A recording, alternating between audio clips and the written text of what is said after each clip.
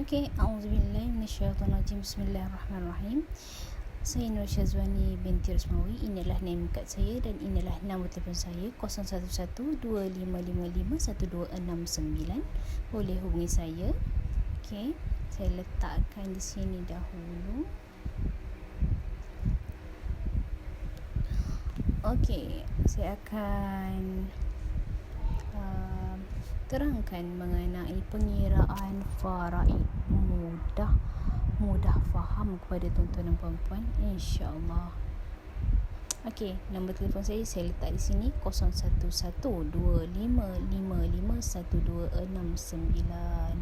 Kalau ada persoalan bolehlah hubungi saya mengenai wasiat, hibah ataupun harta sepencarian ataupun harta yang terbeku ataupun harta yang tidak dapat nak diuruskan. Kami di As-Salihin boleh bantu, insya-Allah.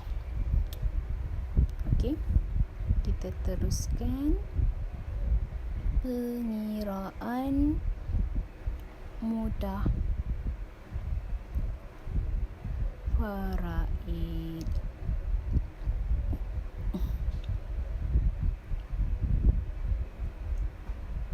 Okey, kita katakanlah arwah ada anak lelaki seorang sahaja, tetapi sebelum itu gemar untuk saya ingatkan, sebelum kita nak bahagi faraid, kita kena selesaikan semua ini dahulu, iaitu pertama kena selesaikan kos pengebumian, yang kedua kena bayar semua hutang dengan Allah, hutang dengan manusia ni, maksud saya termasuklah dengan bank, dengan institusi keuangan. Okey, seterusnya adalah laksanakan wasiat sekiranya arwah ada meninggalkan wasiat. Kalau arwah kata 1/3, kalau 1/3 nak bagi kepada masjid, kena buat wasiat itu. Seterusnya barulah pembahagian faraid.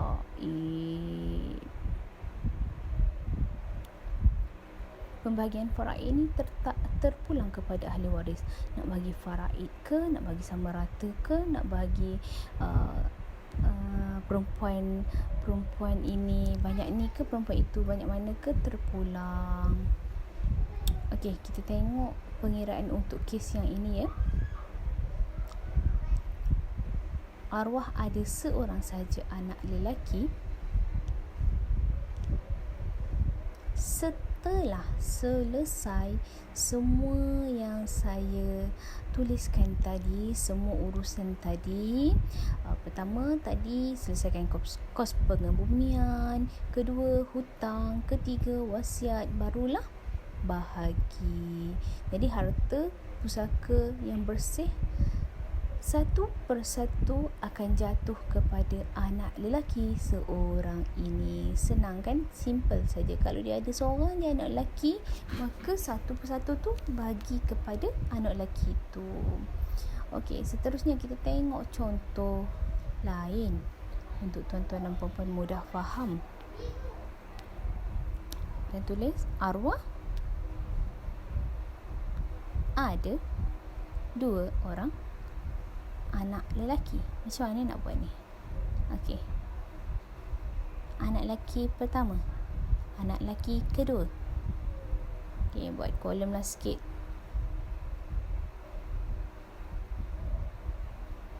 Satu untuk lelaki pertama, anak lelaki kedua 1 juga. Sebab dia sama, 1 tambah 1 jadi 2, maka penyebutnya jadi 2. Okey, kalau kita nak tahu bahagian masing-masing, 2 penyebut, 1/2 untuk anak lelaki pertama, 1/2 untuk anak lelaki kedua. Inilah sekiranya arwah hanya ada 2 orang je anak lelaki. Okey, kita tengok contoh seterusnya.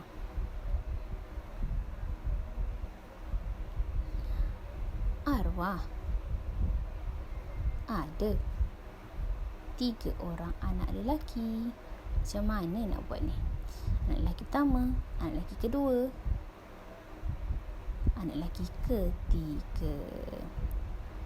Okey, anak lelaki ni di bahagian sama rata saja.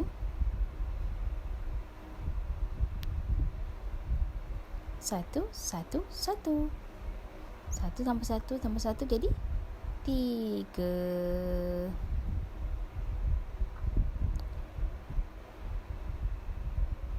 Satu per 3 untuk anak lelaki pertama, 1 per 3 untuk anak lelaki kedua, 1 per 3 untuk anak lelaki ketiga.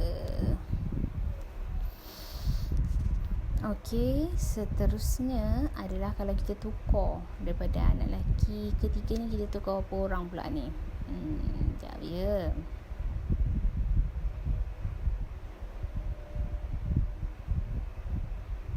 Tambahlah seorang lagi, anak lelaki keempat. Okey, 1. Okey, tambah juga. 1, 2, 3, 4. Maka penyebutnya adalah 4 di atas.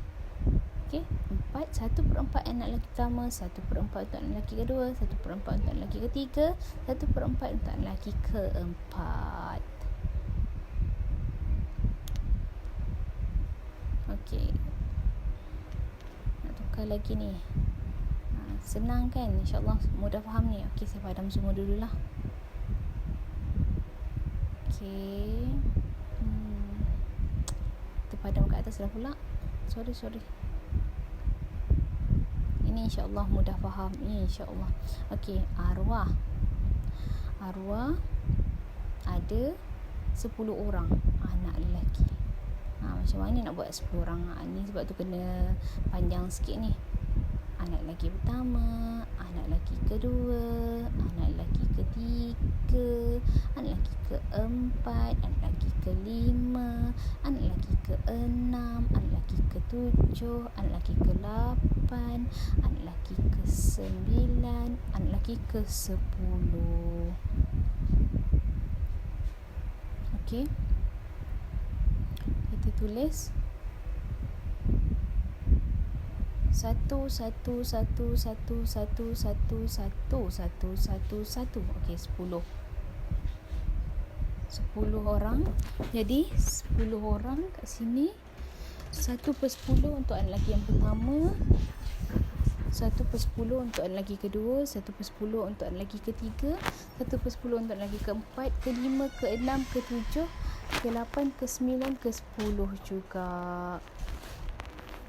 Okey, maknanya semua dapat 1/10. Jadi inilah penyelesaian untuk kes arwah ada 10